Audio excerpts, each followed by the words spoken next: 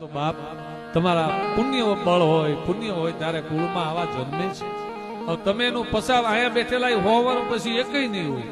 આ જે બેઠા છે 100 વર્ષ પછી એકય નહીં હોય. પણ બાપ આ હાંગા બાપાનો પાળિયો અને બાપ સતી રામબાઈમાનો પાળિયો કે હજારો વર્ષ લગી સૂર્ય ચંદ્ર રહે તા લગી હોકારા કરશે, આશીર્વાદ દે. અને હું તો એમ કહું છું, ધ્યાનથી સાંભળજો કે તમારે બીજે હાલી ન જવાનું હોય, તમારે બીજે ન જવાનું હોય. તમારું ઠેકાણ જ્યાં આવી રામબાઈ માં જેવી સતી થયો ને એના ખોળે આવી જવાનું હોય. તમારે બીજે માનતાયું ન કરવાની હોય, તમારે બીજે લાંબુ લો થઈને આમ ન કરવાનું હોય. તમારે જવું હોય બાપ ગમે એવો હોય, ગમે એવો મોટો હોય, 1000 હાથ વાળો કેમ નથી 2 હાથ વાળો, પણ તમારે જો કામ પડે ને વિપત આવે ને આ સતી રામબાઈ માના પાળી આવીને 2 આંગળા પાડી જાય.